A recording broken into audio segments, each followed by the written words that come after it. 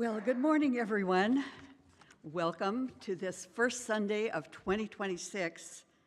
It's my privilege again to lead the White Stone Ceremony, one of those ceremonies we've adopted here at Unity of Columbia that really is one of those things where we can release, we've already released what we don't want in our lives, and now is the time to give ourselves a new name that will carry us into 2026.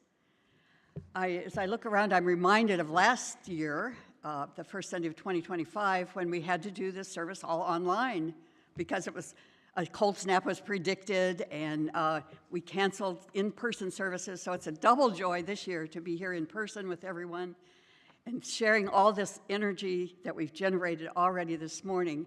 And those of you online, you're part of our collective consciousness, and together we all share our intentions and our consciousness as we form this great energy that we call Unity of Columbia. So this ceremony of the White Stone marks another step in our spiritual development. It helps us grow and learn more. And one of the things I do know is that our thinking shapes our experiences. Our second unity principle, says, as it's stated in the book, The Five Principles, human beings create their experience by the activity of their thinking. Everything in the manifest realm has its beginning in thought.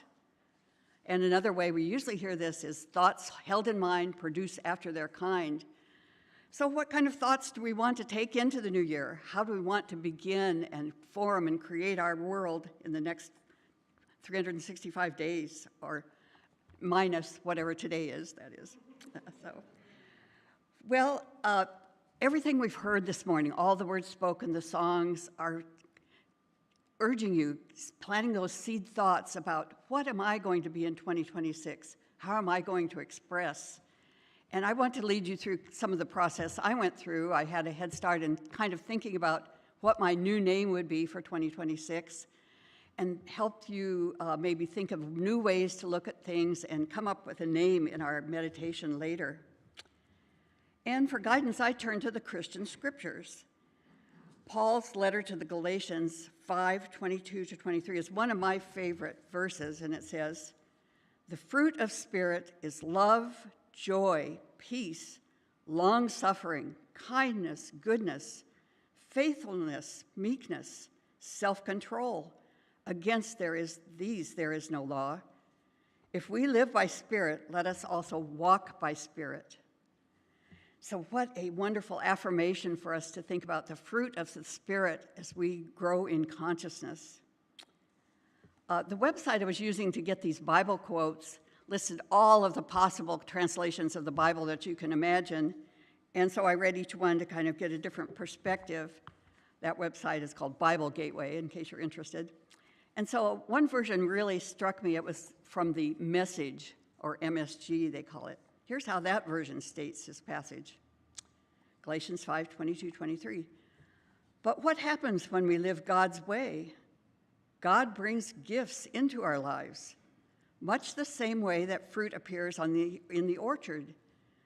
Things like affection for others, exuberance about life, serenity.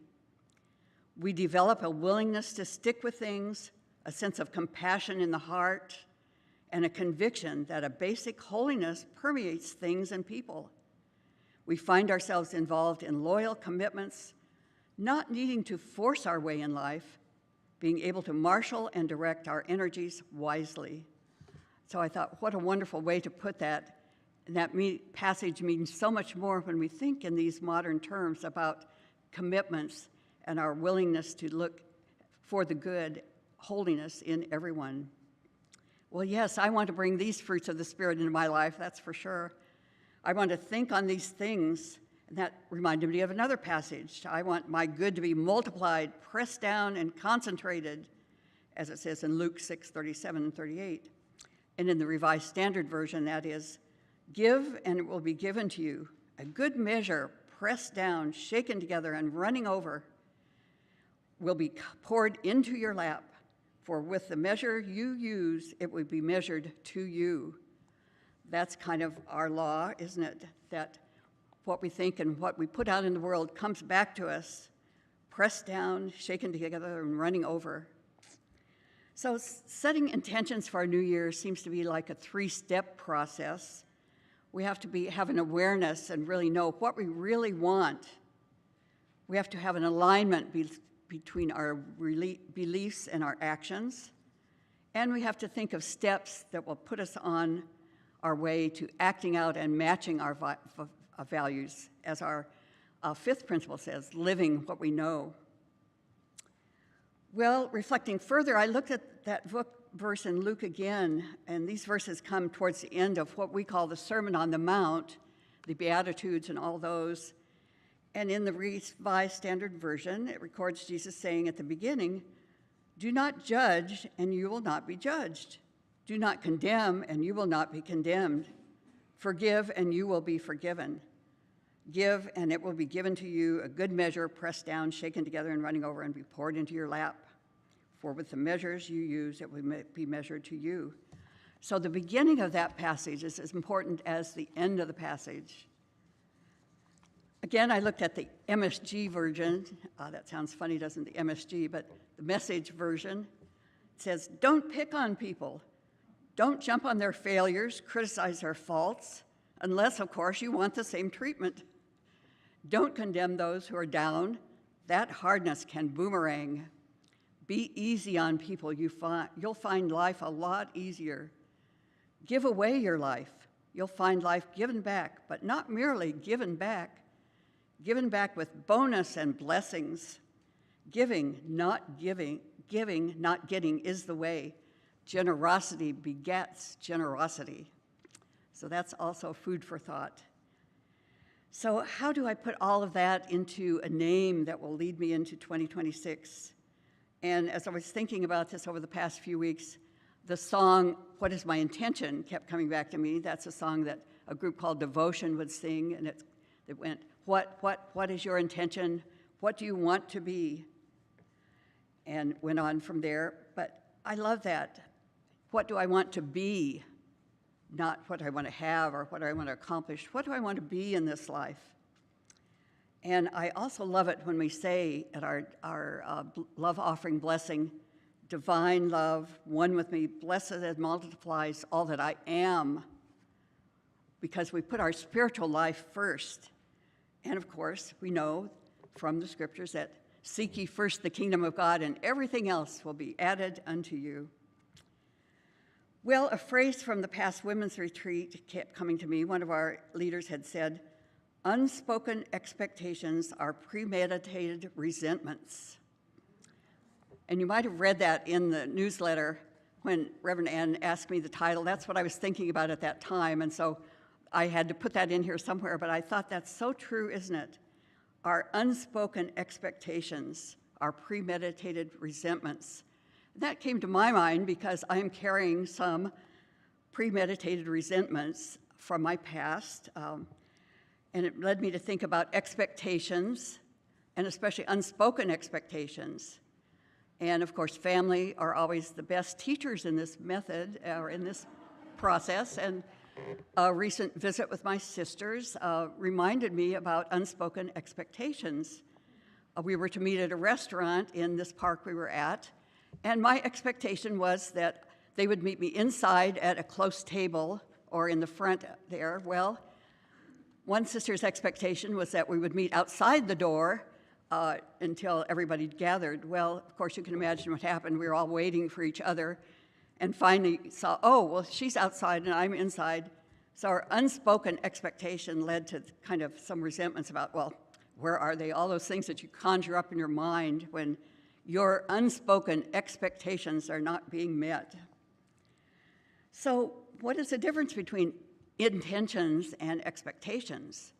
Many of the gurus of the day are saying, don't set goals. You're only setting yourself up for failure or for lack of self-esteem. Instead, set your intention. And intentions are conscious, value-driven choices guiding our actions toward positive outcomes. Expectations are automatic beliefs about how things or people should be, shaped by past experiences and societal norms. That reminds me of what we studied in the past, the 4 agreements, doesn't it? One of the agreements is don't make assumptions. Don't assume that you know what that person's going to do, how they're going to act, what they're going to say. Intentions are internal and chosen. Expectations are external and habitual. And Bill said in his meditation, remember, we need to be internally guided, not look for the outer, in the outer for our fulfillment. So intentions are internal and chosen. Intentions empower us. Expectations can limit experiences and cause frustrations. And unspoken expectations lead to misunderstandings and resentments. So focusing on our intentions rather than our expectations, I think for me anyway, is an important issue that I need to address this year for more resilience, more flexibility, more personal growth. And Jesus said, ask and it shall be given to you. So to ask, I must first clarify what I truly want and desire. And I can make some of my unspoken expectations spoken. I can have intentions instead of goals or resolutions. And I can set intentions for 2026 to elevate my consciousness, empower my actions, and bless my life and all those around me. And so that's what the White Stone Ceremony is all about, setting new intentions for our life. It gives us an opportunity to move along in our spiritual growth, move up in our consciousness. We have that awareness of what we really want. We align it with our true goals and feelings. And then we transform. That serves as a catalyst to transform and give us a quantum leap in our consciousness in 2026. So now I ask you to join with me in this White Stone ceremony this morning. You should have received a white stone. If you haven't, please raise your hand and the ushers will bring your white stone and a Sharpie pen to write on. Those of you not here in the sanctuary can drop by the office and pick up a white stone during the week, or we'll probably have them here next week for people to pick up. Some people from last year said, why do I have this blank stone? Well, it was because we weren't here in the sanctuary and you forgot to write your name on it. So those of you at home, gather a white stone of your own or make an intention to drop by and pick up one. So it looks like we're all ready to begin. Now we prepare for our White Stone ceremony, which is a spiritual practice of intentional self-transformation. It comes from the Bible, the book of Revelations 2:17, that says, let anyone who has an ear listen. To everyone who conquers, I will give some of the hidden manna, and I will give a white stone, and on the white stone is written a new name that no one knows except the one who receives it. And the white stone is an ancient practice. When Rome was the ruler in the early days, in ancient times, when someone had been in prison or indentured slave and then lawfully released, the person was given a white stone. This stone was a token of proof that the person had been legally freed and had not just escaped.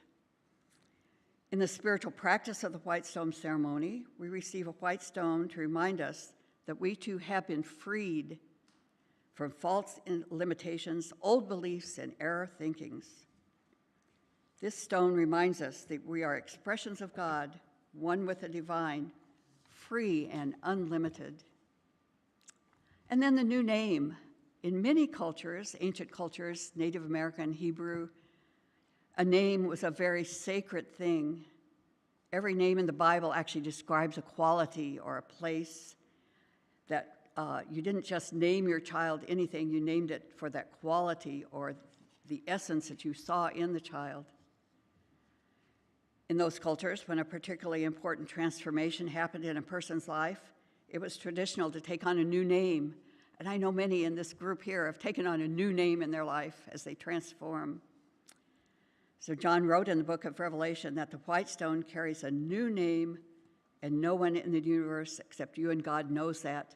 That reminds us that our transformation, our consciousness is ours, between us and God. No one else needs to know or judge our transformation. And the name that comes to you will be a name to be lived out, expressed, and embodied as you. It is what God is calling you to do.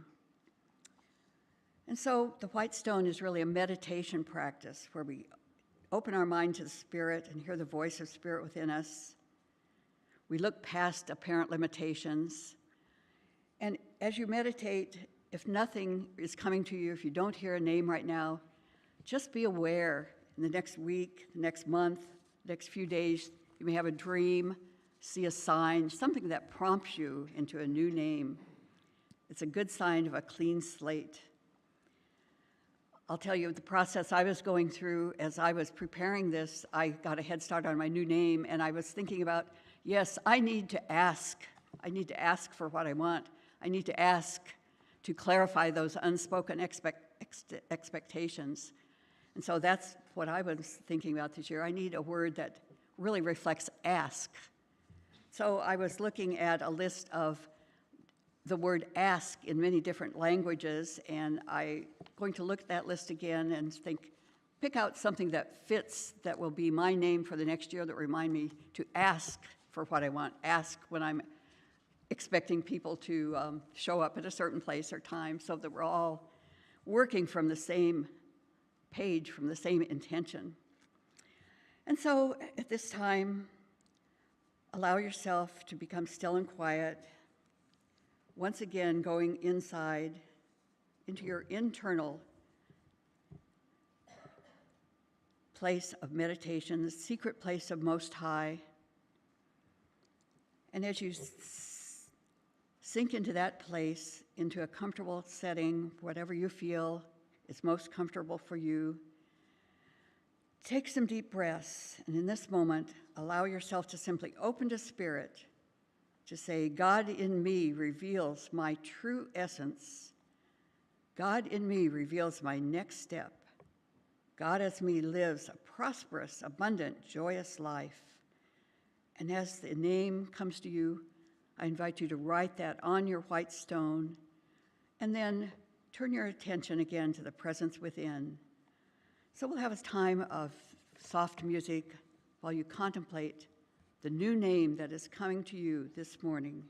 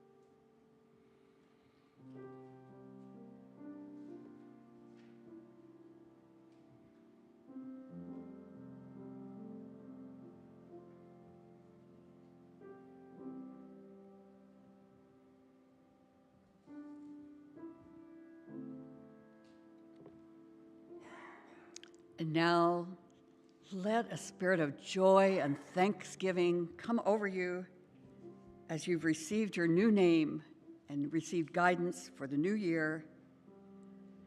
It comes with power and a willingness and a knowing that we will achieve all that we are called to be this in 2026. This is our new name. We see it, we decree it, and we live it. So carry this white stone with you as a reminder of that promise in 2026.